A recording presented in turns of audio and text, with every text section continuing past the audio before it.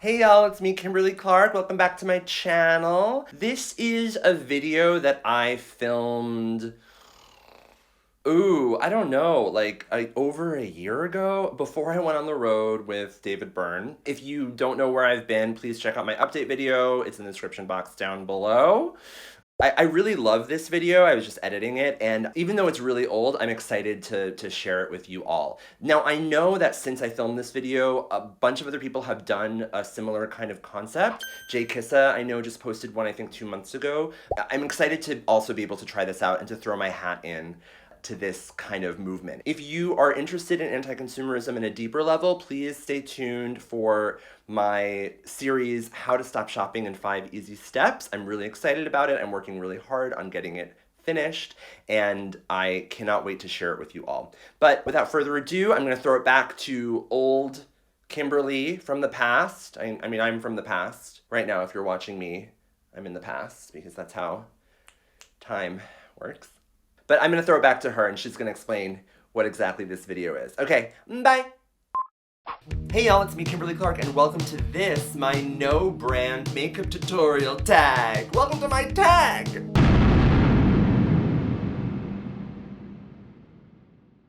I have wanted to do a no-brand makeup tutorial for so long. I feel like I talk so much about the power of makeup really being in the techniques and not really focusing on the products that you use or need to get the looks. Like, you can get any look with any product if you know how to use it, focusing on skill, right? But I find that's a lot easier said than done. It's hard to actually implement that and actually do makeup without talking about products or referring to products all the time, especially here on YouTube. I feel like so much of our world is just about products and buying things, and you watch a makeup tutorial and you immediately think, what is that lipstick shade? What is that highlight shade? What products did she use? If I buy those products, I can get the same exact look. When in reality, you could probably duplicate almost any look you see on YouTube with products that you already own. So for this video, I've decided to do an entire drag makeup get ready with me without mentioning one brand name. If you would like to try this tag, here are the rules. Film a makeup tutorial or get ready with me without mentioning the brand name of any product you use or otherwise. And no, your video does not need to be 1 hour long like mine. Also, try not to show any branding or logos on camera. And maybe most importantly, share what you learned through this process. I learned so much about how I think about makeup and products, and I feel like we can all inspire each other to do the same. So let's jump into this, my no brand makeup tutorial tag. Okay, so what I've done already was shaved my face, moisturized, and also applied primer. It's important to make sure that your moisturizer and primer set so they're not damp to the touch. Takes about 10 minutes, I think. You really want to make sure that you're not applying your foundation, which is the next step, to your skin until everything is kind of dry to the touch. So I'm going to use a foundation shade that is slightly deeper than my skin tone, but has the same undertones. Now, I have a kind of cool pinkish undertone, but I also have I have freckles, so I can kind of wear warm tones as well, but I try to avoid really warm foundation shades just because I think it kind of tends to make me look a little orange, so I'm just using a cool foundation shade. I find that cream full coverage foundation works the best for the kind of face shape changing work that we're going to be doing in this drag look. So I'm basically just going to apply the foundation. You could use your finger, you could use a brush, you could use a sponge, or you could just apply it from the stick, and then make sure to take it down your neck. I'm actually going to be wearing a kind of like low-cut dress tonight, so I'm not going to go crazy down here, but I do want a little bit of that same color. But what I like to do is kind of fade it into my natural skin tone instead of trying to like coat everything in full coverage. That's just a personal preference for me. Then I'm just going to take a beauty sponge. I dampened this in warm water, so I'm just going to gently pat on my skin. Now, I know when watching drag tutorials or any tutorial where someone is using a full coverage foundation and a sponge or a brush or anything, it looks like they're really applying a lot of pressure. It's really difficult to translate exactly how much pressure is being used on camera. You basically want to apply a very light amount of pressure because you don't want to move the product around too much. You really just want to spread it out. And with a thicker foundation, you have the kind of impulse, I think, to really press the product into your face and really push it around, but it will set with a little bit more coverage if you have a lighter hand. Taking this a little bit onto my ears, just with whatever product is on the sponge. Wherever I have kind of any wrinkles or lines or texture, I try to spread out my face as much as possible. I can really make sure to get a smooth finish. So these makeup faces are for. And here's where I'm kind of spreading this a little further onto my décolleté. Hello? Oh, thank you. Oh, Mom! Really important thing, if your mom calls while you're doing your makeup, answer the phone, talk to her. She wants to hear from you. I just blended out all of that base foundation shade. This would kind of be the point, I think, where you would apply like concealer or some extra foundation to cover up any spots that you have. But honestly, for drag, for me, I basically just leave this as is. I think that the more dramatic your makeup is, the kind of less flawless your base has to be, because people aren't going to be looking at your pores, honey. They're going to be looking at your crazy eye makeup. Anyway, I'm taking another full coverage foundation in a highlight shade. Now for me, because I'm so pale, I use a very light white shade. I used to use full-on clown white for this. Now I use a white that has a little bit of pink in it. It's kind of like picking out a flattering white to paint your walls. If you have a little bit of whatever your undertone is in the white, kind of helps you look a little bit more human and less like a mannequin. At least I think so. So I just apply that product where I want my highlight areas. This is basically wherever I want it to look like my face is more protruding. So like my cheekbones, I want to create the illusion that I have cheekbones. I want to create the illusion that my forehead is smaller than it is. So I highlight the center of it so it looks like it really kind of ends here. Same with the nose. I only highlight the center of it because I want it to look like my nose is a lot more narrow. Now, this is also where you could apply cream contour, basically everywhere where you don't apply that highlight shade. This is where we get the drag queen beige rainbow effect on the forehead. But for me, since I use a slightly deeper foundation shade, I kind of find with this highlight contour situation, at least for cream products.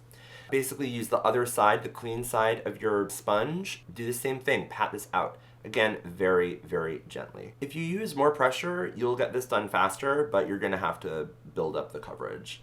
If you use lighter pressure, it's going to take a little bit longer, but ultimately I think you're gonna be a lot more happy with the coverage that you get. Paying special attention to the edges of where I put that highlight shade. Just really trying to not blend that shade too far into my contour areas. I'm also using several mirrors. I have a mirror that's close to me so I could see up close what everything looks like. I also have a mirror that's a little bit further, more like the distance that people are going to actually encounter me in person in. Especially for drag, it's really important to kind of always look at the kind of like long view, just because if you're going to be on stage live, you're going to want to make sure that your makeup translates to someone that's a little bit further away than up close in HD with full-on studio lighting as you're encountering me right now. So I always like to check in with that kind of far away mirror just to make sure that all of these shapes are translating. Once that is like just blended, I'm going to set the highlight shade. I like to use a powder that has a little bit of pigment that's not completely translucent, and I like it to be a loose powder. And I take that on a big fluffy brush and just kind of get my brush into the powder, which I've tapped out into this lid of this container. I'm making sure that there's plenty of product on the kind of top edge of that brush because what I'm going to set first is my under eye area.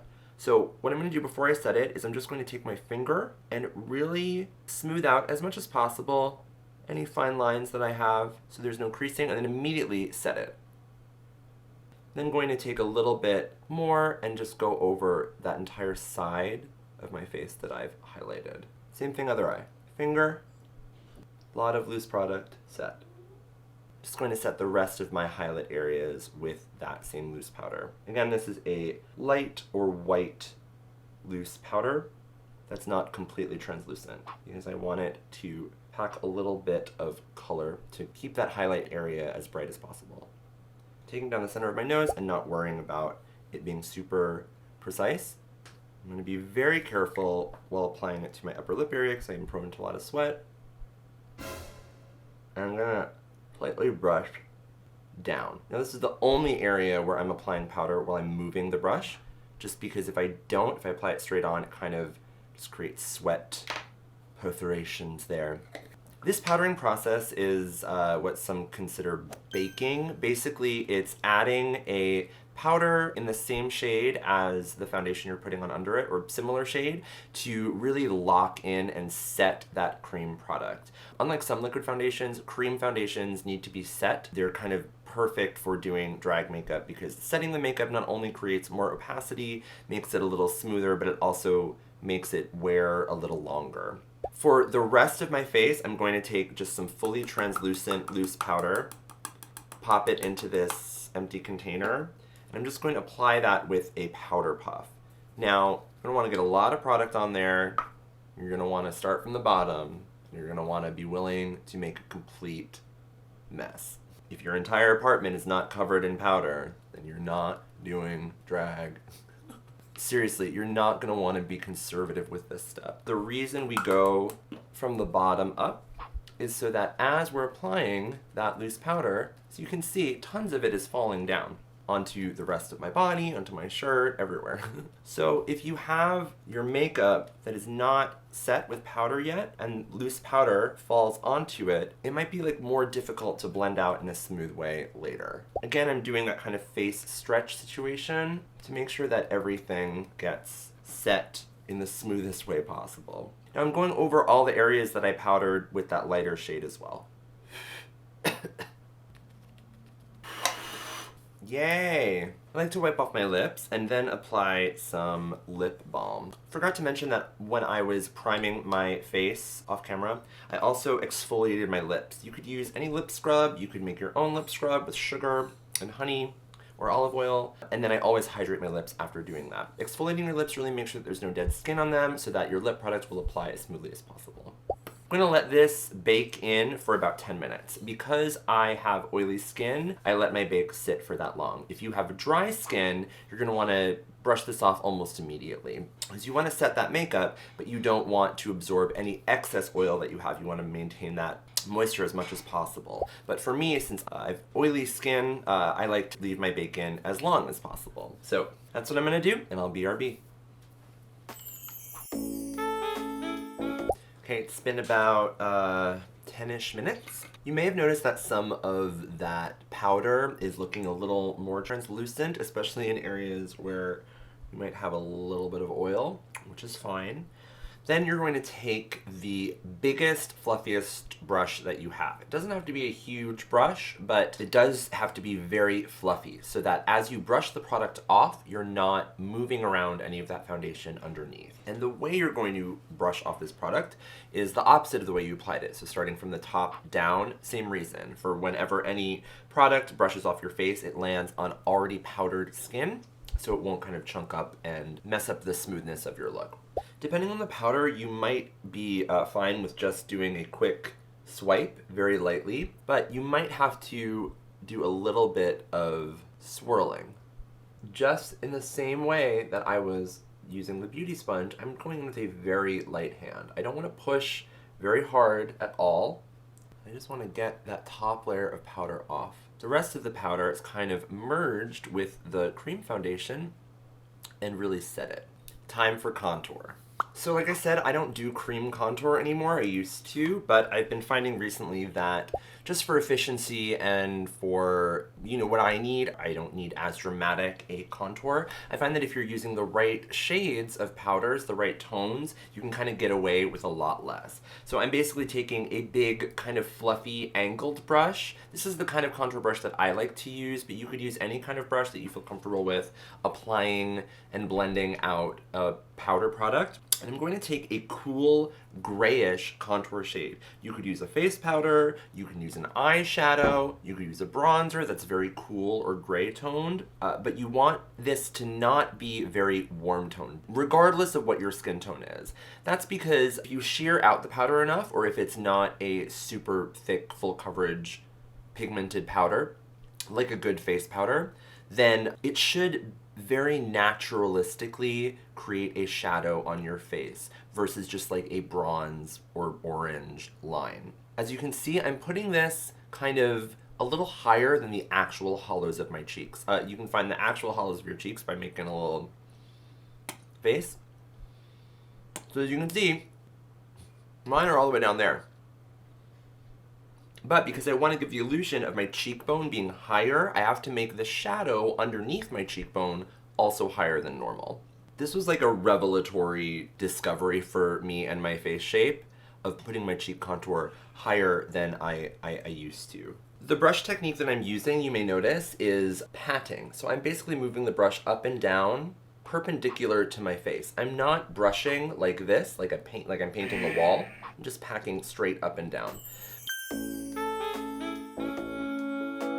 Because this brush is so fluffy, as the product is applying, it's also diffusing. So I don't then need to go in and blend out this product afterwards.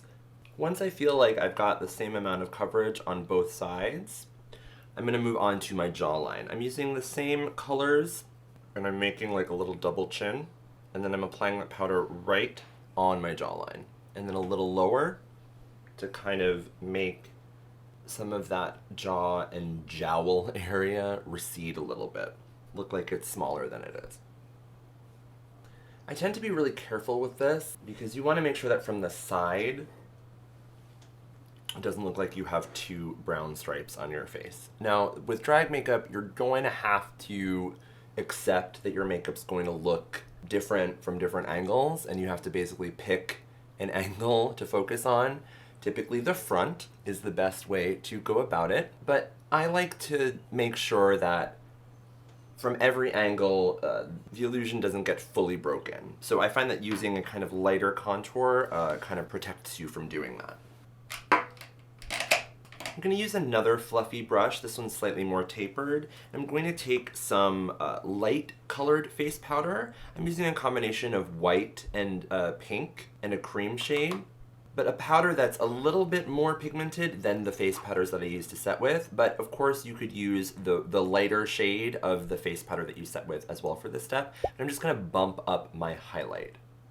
As you may have noticed, all of the powders that I've put on my face thus far have been completely matte. So is this. When you're changing the shape of your face, you want to create as much of that shape as possible with a matte finish. Because if your actual face shape is reflecting light, it's going to give away the actual contours of your face. Now if I put a shimmer too low, like here where my contour is, it'll kind of reveal that my cheekbone is actually lower than it is. Then I'm going to go back in with a small blending brush, like a crease brush or a fluffy brush. I'm going to take some of those same contour shades and contour my nose. Now, I find it's easier for me with just using powder to place the highlight on my nose in a kind of broad way and then cut it out using contour. I used to contour my nose a lot more severely, but now I basically just start at the bulb or tip of my nose, blend it out a little bit, and brush up towards the ridge of my nose. I also like to add a tiny little bit of color to my nostrils, just the edges of my nostrils. It all just kind of helps with that pinching illusion.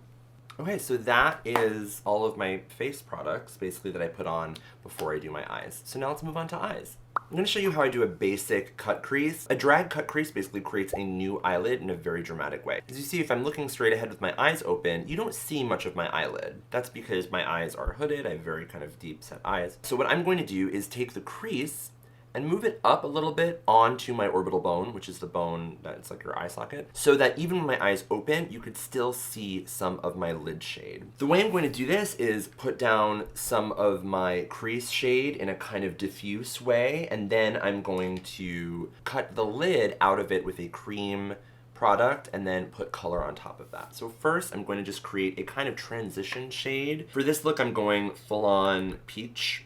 So I'm taking just a matte peach shade. It could be a peach blush, peach eyeshadow, but you want to make sure that it is matte and is flattering for your skin tone. And so I'm just putting this where my actual natural eyebrows would be. And I'm using a fluffy blending brush or a crease brush. This is where you use your perfect transition shade for your skin tone. So for me, I want something that is peachy, which kind of flatters my undertones, but also will add like a bit of kind of interesting color and undertone to the eye look. Now this is also where you can kind of change up your undertone. If you want your eyes to look a little warmer than they naturally are, like in your natural skin tone, you could add a slightly warmer shade as your transition shade. Likewise, if you want to do a overall cool eye look, here's where you would use a cooler shade for your crease. Again, I'm still using these two mirrors to kind of make sure that everything looks good up close as well as far away. It's gonna come in really handy when we put our brows on, because brows, you can get really close in there and get really specific and then take a step back and realize, oop. I'm going to make sure I'm holding my brush pretty close to the end, and I'm just going to blend. So now this is a slightly different motion than I was doing before. Before I was kind of just packing it on, kind of like how I applied that contour powder, but now I'm actually swirling the product on my skin. By holding the brush at the very end, it really gives you a more lighter, diffuse blend and will save you time. For some reason, this took me so long to get used to doing. I've always wanted to go in there and get really intense, but honey, I'm telling you, just move your hand a little bit further back, and it's gonna give you a much quicker blend. Not gonna worry about the bottom too much of this kind of arch, because I'm going to cover that up with more shadow in a second. I'm then going to take on a shader brush. I want like a brown, but I want it to be a little neutral because I'm going to be doing green on the lid, and I want green and peach to kind of be more of the standout contrasting color. So I'm just basically applying this the bottom of where my crease is going to go. It's pretty far up. It's like a whole centimeter up from where my actual eye crease is. But I am going to make sure that it does go far down enough so that when I cut it out, I can cover up the bottom of this product and not worry about there being a gap of bare skin. So again, I'm just packing this on with that shader brush. And as you can see, I'm kind of taking this a little further in. You know, traditionally you would call an outer V. It's like a V, like a sideways V. You know, normally you would do that like in your crease and then on your lower lash line. But since I put my crease so much higher, I have to make that outer V actually curve a little more. So it's really more like an outer C. And then I'm going to take this powder up a little bit and looking straight ahead, and I'm going to create the eye shape that I want. For me, this is like a little cat eye. I kind of create a kind of upturned outer edge there to kind of really create that lifted look. You want to do this while looking straight ahead in your mirror, wherever it is, not looking down. If you look down or if you look up and make the shape, when you are looking at someone and your head is straight on, you're not going to see the same shape. Do you know what I mean? You don't look at people like this when you meet them, or like this. So you really want to make sure you're looking at your mirror the way that you look at people. Sounds obvious, but it's like a little tricky thing to do, especially when you're applying makeup and you want to just like make everything smooth. First things first, get your shape down, looking straight ahead. So my mirror is way lower than the camera, so that's why it looks like I'm looking down, but I'm actually looking straight into my own eyes. And then once you have that shape, you could look up, lift your head up and really fill in that outer V situation. I'm then gonna go back and use that blending brush that we had from before, and right on the line between those two shades, the transition shade and my deeper brown shade, I'm going to blend. Again, using small circular motions. I'm actually going to add a third deeper shade at the bottom of the crease, so I'm not even going to worry about that. That's about as much as I'm going to blend it. It's important to blend, though, between every step, just so you don't get any patchiness as you apply more shadows. It's very difficult to blend a shadow that's several layers down, kind of in your eyeshadow makeup stack. It's easier to blend the thing that you just applied. So to review, we added a transition shade, blended out the top, added a deeper crease shade, and now we're blending them together. Like I said, I'm going to add an even deeper shade now at the bottom of that crease. You could go with black for this or a very deep brown. I'm going to do a very deep brown, I think. Now I'm really just kind of applying that to the very bottom edge. And then, of course, bringing it a little in, outer V-C situation. I'm actually going to take the shader brush that I just applied that with, and I'm going to start to blend this out. This is a little tiny tip that I've used a bunch. It kind of just helps your blend not go totally out of control as you're blending. You can easily over blend things and blend them away and have them move around too much. So if you kind of apply it, kind of the same way that I did my contour, I apply it and blend it slightly as I'm applying it, and it just helps everything kind of look seamless. Again, mostly packing this on in a kind of perpendicular motion, and then slightly blending up a little bit. Really just, again, keep looking at your eye. Is this the shape that I want? Is it looking deep in the right places? Traditional drag look, you want to have the eyes seem a little wider set than they actually are. So that's why we're adding depth to this outer corner to visually pull the eyes outward. Again, using that blending brush very, very gently now on the edges of that deepest shade that I just put on. Now, I'm just going to take a cream white pencil. You could use cream foundation for this, anything. Eyeshadow base that's opaque, concealer, anything. And I'm just going to cover my entire actual lid, basically, or at least the inner 2/3 of it, basically stopping when I get to where that brown shadow is on the outside. Then I'm going to really be careful as I get up to that crease line, and I'm just going to actually draw over it. It's like I'm erasing the crease a little bit with the lid. Now I can't get super precise with this wide a pencil, so I'm just going to kind of leave it at that general shape, and then I'm going to use a brush, just a kind of flat eyeshadow brush, to kind of really cut out the lid. This is the cut crease, kind of doing it in the reverse way. So cutting the lid out from that crease shadow that I put down. And then that edge, blending it, actually blending it. So it smoothly transitions into the outer V. Another drag queen tip, if your nose is running and ruining your makeup, just ball up some paper towels, shove them up there. Just remember to take them out before you take your selfies. Getting right onto where that shadow is, that crease shade. Gotta go high enough, remember like I said before, to cut into that. If you don't, you're gonna have a gap between the darkest part of the crease, which you want at the bottom of your crease, and your lid. And it'll kind of ruin the illusion. Again, best way to learn about this is to just put shit on your face, see what it does, and make adjustments from there. This shape works great for me and my eyes, and the shape that I want might not work for you. Now I have a little opportunity to even some things out. Again, always checking in with that kind of straight ahead glance to make sure everything looks even from head on. And then I can kind of get into my makeup position, my head slightly angled up. Now as you can see, like if I go like that, it might not look super even, but if I look straight ahead,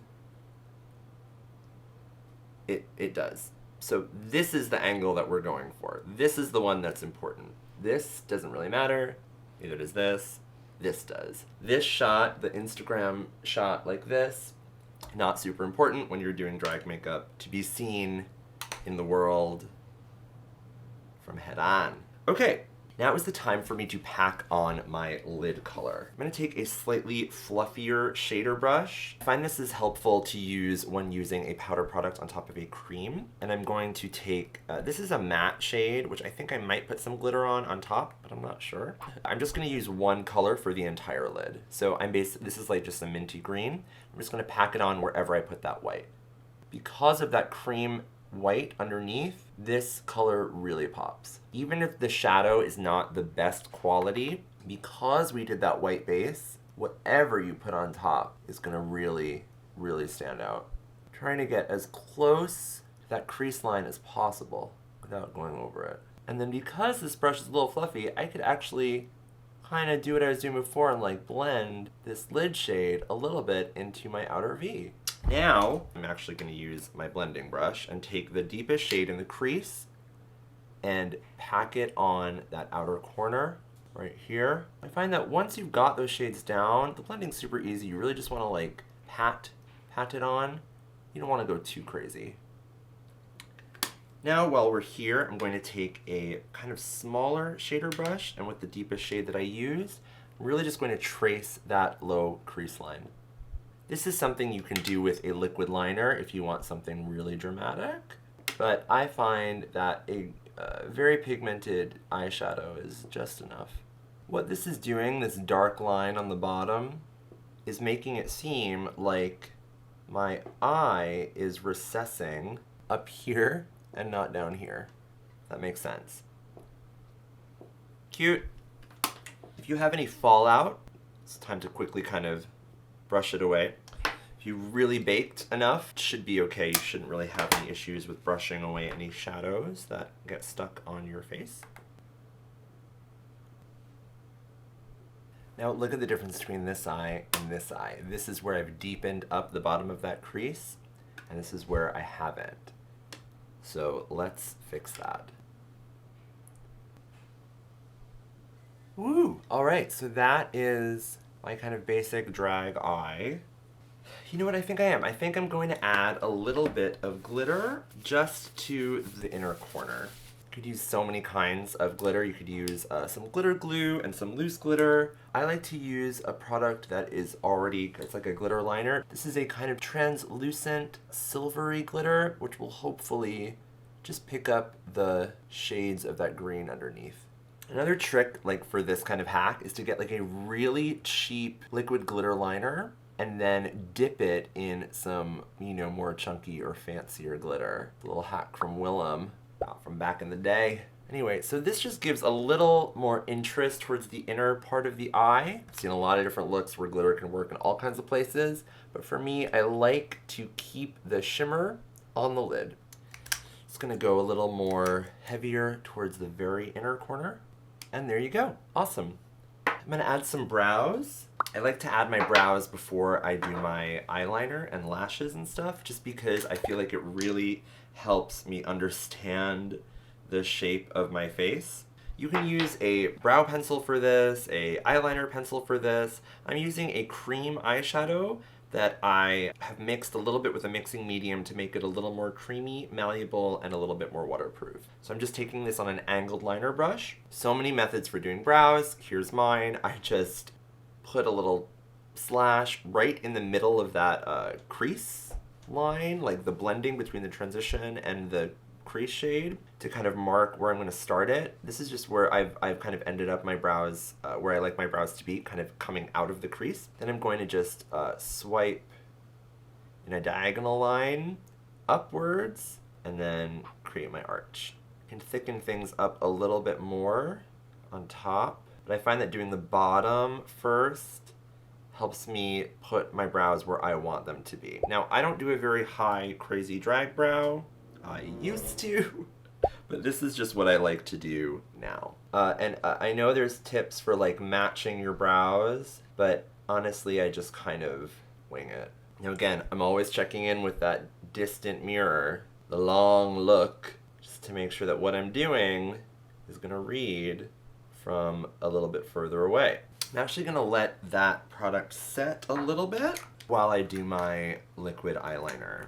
Now I do a black liquid eyeliner. I like a brush tip versus a felt tip. That's just my preference. I'm basically just going to create a kind of cat eye, creating a line close to my actual lash line. I'm starting about like, I don't know, 1/5 of the way in, taking it up. And then at a certain point I stop, I open my eye, I look forward, and I connect my lower actual lash line to a wing. I just make one line like that, and I go back and I connect the outside. Standard wing. I don't go crazy big with this. That doesn't really work for my eye shape. If you're doing as big dramatic drag lashes as me, I wouldn't worry too much about this part. If you're gonna worry about part of the wing to make it look perfect, worry about the top. Don't worry about the bottom. As you'll see in a minute how we're gonna deal with that. Try to match the other eye. This is always fun. How'd I do? One of my favorite parts about drag makeup is the way it forces you to like just move on. If you got a gig, you know, if you gotta work, you don't want to spend hours and hours and hours getting ready because you're probably not getting paid enough for, you know, you to spend that much of your time, at least starting out.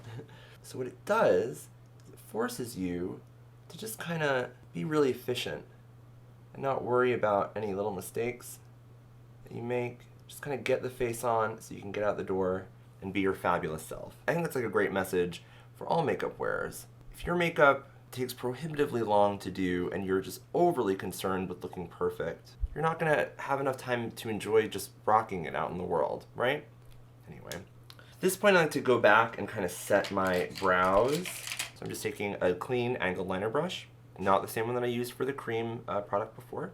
I basically just use the same shadows that I used on my eyes. I use the lighter crease shade for the front of my brows, and then I deepen it up as it gets to the outside.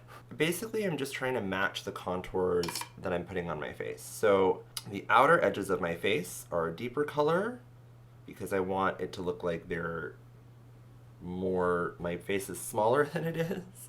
And so adding this deeper shade to the outer part of the brow makes it look like the face is kind of going further back, closer to the center of the face. I don't know if that makes sense, but it's about the dimensionality of the face. That's why we do the ombre brow and why we put the darker colors towards the outside.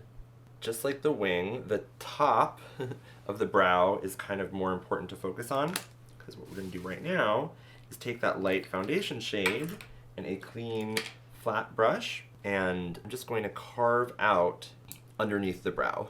Whatever foundation shade you use, you want to make sure that this one is a full coverage to really make sure that you can cut and cover up that dark brow product. And I just like to blend it out a little bit.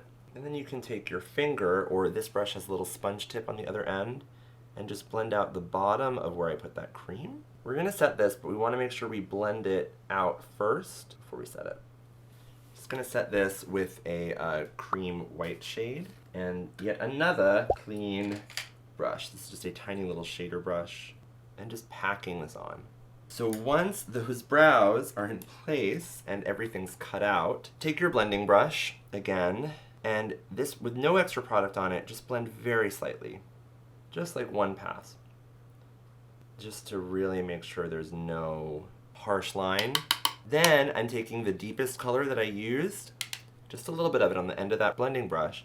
I'm just going to pack it right here, inner corner of the crease into the brow, and then blend just a little bit out. This, I think, is just the icing. The icing on the dimension of the eye is to connect the crease to the brow. I think it makes everything look a little more pinched, smaller, which I need. All right, let's go back to the lower lash line. I'm going to basically add the same green shade to my lower lash line. So I'm just taking that same pencil or cream product. I'm adding this to the waterline. You know what? I actually think I'm going to make this peach. I'm going to do the peach shade that I use as a transition shade. And this is your peach blush, whatever. And I'm just going to pack this on very carefully to the waterline, and you're going to get some of it in your eye. So just be aware.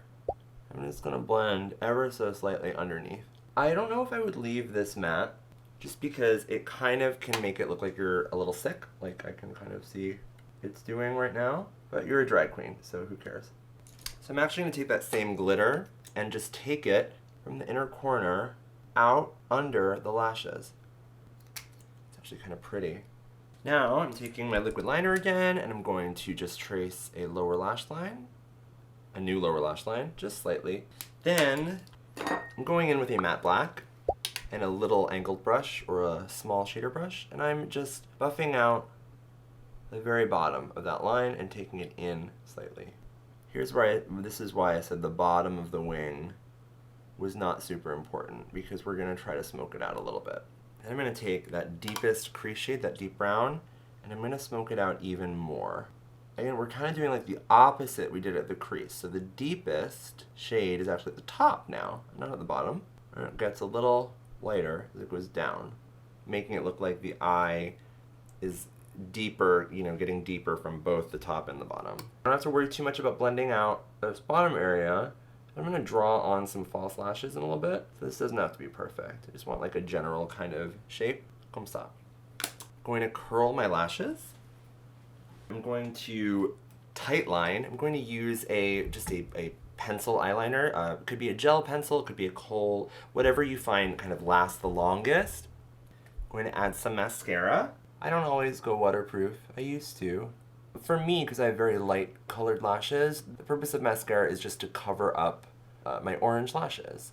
I'm not really using these to volumize or anything. I'm going to put on some big fake lashes. So this is really to just make everything blend in very well. I don't have to do too many coats. I really just usually do one. Ugh. And have I ever put on mascara without getting some of it in my eye? I don't think so. I don't think I have.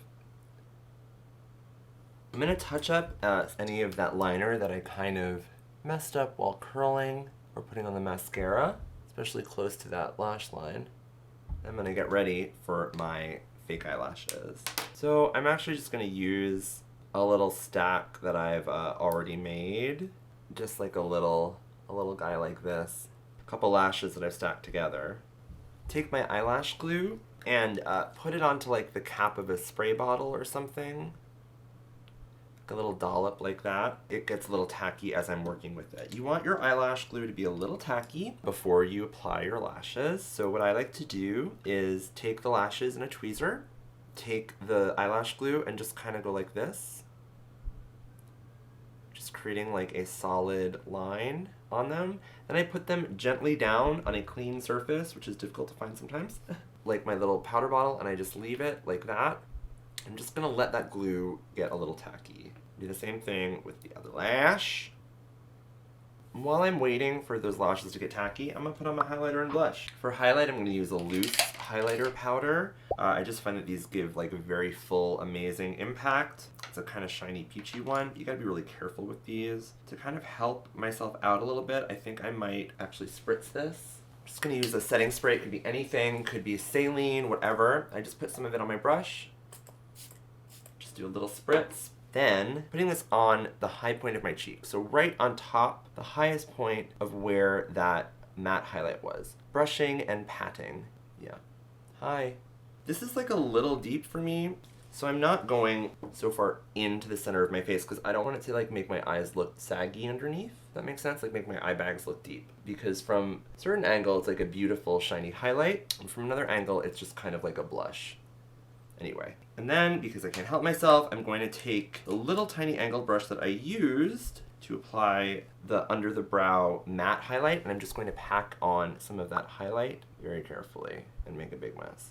Then, once again, get your blending brush, blend out the bottom. She's pretty. And just a touch. Why not? All right. Clean up my messy highlighting powder, which is all over my lap. And I think these lashes are ready to be put on. Now because I let these get a little tacky, that glue is actually going to stick. Lashes are always easier said than done. Always. Ugh. But once I have them stuck where I want them, I push them up. Always. Just to really create that open cat eye situation. That's pretty good.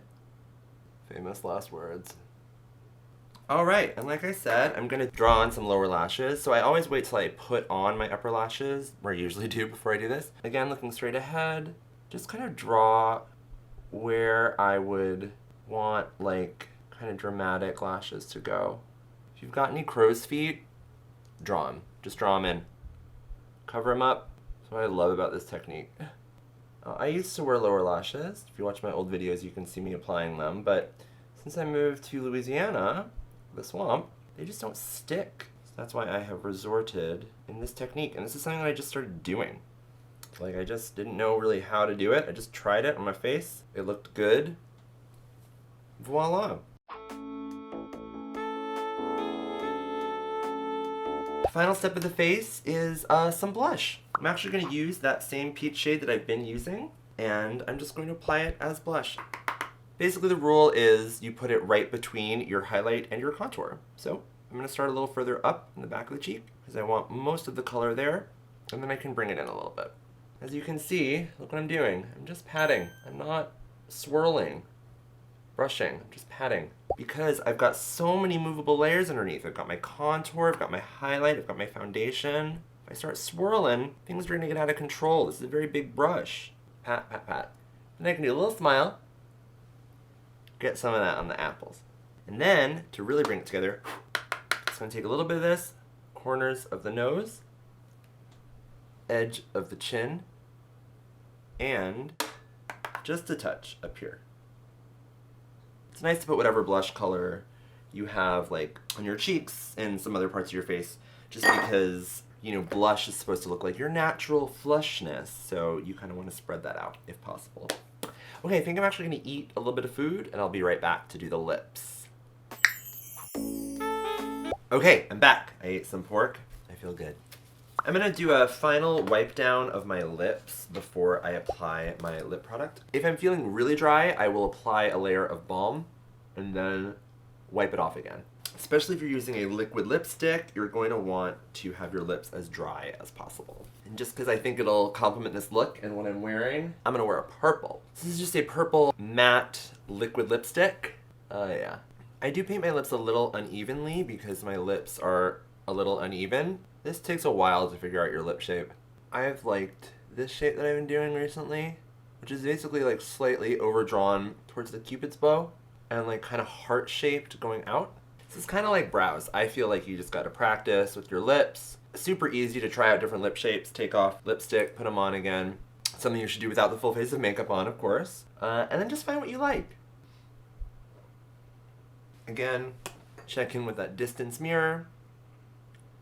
I love a liquid lipstick for a drag look because if you're like me, you're painting over some mustache stubble, and it's just really helpful to have a liquid product that you could just very clearly shape over that. And just to kind of top it off, I'm going to take some of that highlighter powder just on my finger, and I'm going to pat it along the center and bottom of my lip and the Cupid's bow, right in the center, over the actual lip line, to kind of just mask all of that. If you want to get really precise, you can take a little lip brush and just diffuse the edges and smoothen the cracks. There's a little bit more right here. Woo! Pretty. Now I find that applying a powdered shimmery shadow over dry liquid lipstick is totally fine. Some people like to apply it while the lipstick's still wet, but I like to let it dry, get that perfect shape, and then go in with my shimmery powder. I think it works just fine, especially when it's more of like a facey highlighty powder. It should be fine. I'm gonna add my beauty mark with that liquid liner. And I'm gonna finish this whole look with some setting spray in just an X pattern.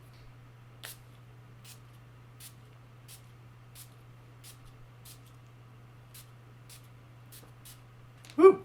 If there's anywhere where you don't feel wetness, spray it again. All right, I'm going to put on some hair and an outfit, and I will be right back. Okay, so this is the finished look. Can you tell I painted it to match my dress? This is a Nadine. It's like one of the first dresses I ever got. Someone modified it and made the little off-the-shoulder situation, but classic 80s sequin staple dress. Every drag queen should have one or 5.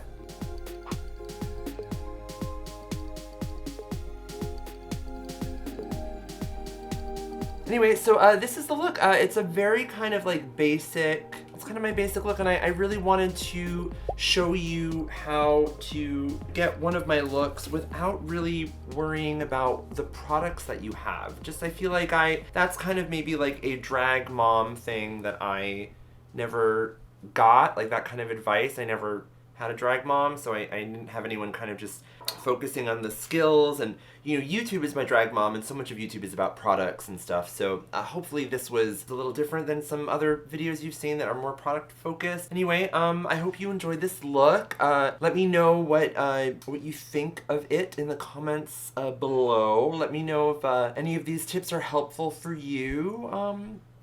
You know, just let me know your thoughts generally. I dare anyone to try to, if you're any YouTuber out there, if you're making videos, if you're making Instagram tutorials, if you're doing anything, just try to make a tutorial where you talk about doing your makeup and you don't mention a brand name. It might teach you like how much beholden you are to brand loyalty and like thinking of products in this kind of consumerism, like capitalistic way, and not thinking of them as products. It might be a kind of eye-opening experience for you. Anyway, I hope it is. It was for me, so there you go. I'm Kimberly Clark. Thank you so much for watching. Thanks for being here. If you like this video, give it a thumbs up. If you want to see more of me, please subscribe to my channel. And if you want to help me out in a financial way, please check out my Patreon page. Alright, I think that's it. I'm Kimberly Clark. Bye!